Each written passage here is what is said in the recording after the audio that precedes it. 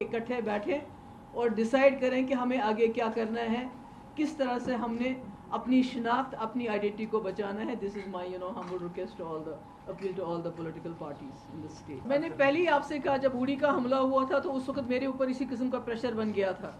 जब 2016 की एजिटेशन हुई तो मेरे ऊपर ऐसे ही प्रेशर हो गया था कि you crack down on Hurriyat leaders, separatist, मौलवी, सबको क्रैक डाउन करके जेल में बंद कर दो, जो मैंने रिफ्यूज़ किया था।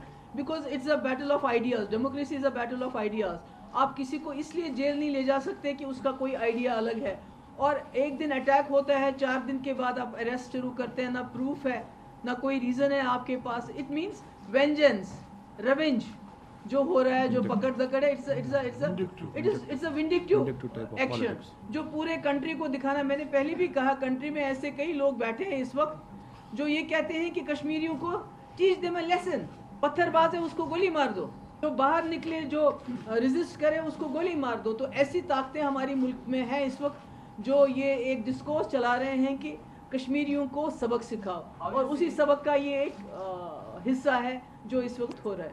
इलेक्शन की वजह से मुझे लगता है कि ये बात जो है इतनी आसानी से थमने वाली नहीं है, और ये कहीं ना कहीं जो है इलेक्शन प्रोसेस को, बीजेपी को सूट करता है कि कश्मीरियों पे क्रैक डाउन करो, जमातियों को पकड़ के ले जाओ, हुर्रियत वालों को पकड़ो, सेपरेटिस्ट को पकड़ो, अहले हदीस को पकड़ो, फौज को इतना ज़्यादा बिखराओ कि कश्मीरी लोग डर जाएं, और पूरे मुल्क में दिखाओ देखो हम कश्मीरियों से बदला ले रहे हैं। जो सिक्योरिटी विड्रॉ हुई है वो सेपरेटिस्ट और खाली पीडीपी के लोगों की सिक्योरिटी विड्रॉ होगी, जिसमें हमारे यूथ के प्रेसिडेंट वहीद परा है, हमारे प्रोविंशियल प्रेसिडेंट है यूथ के नज़ीर यतू हैं, बहुत कोई ऐसे जो हमारे एक्टिव मेंबर्स हैं। तो ये विंडिक्टिवनेस नहीं है तो और क्या है? ये डर नहीं है उनके दिल में कि पता नहीं पीडीपी क्या करेगी अगर कुछ खुदा ना खास्ता हो गया, तो इसलिए हमारे लोगों की तो सिक्योरिटी विड्रॉ की गई है।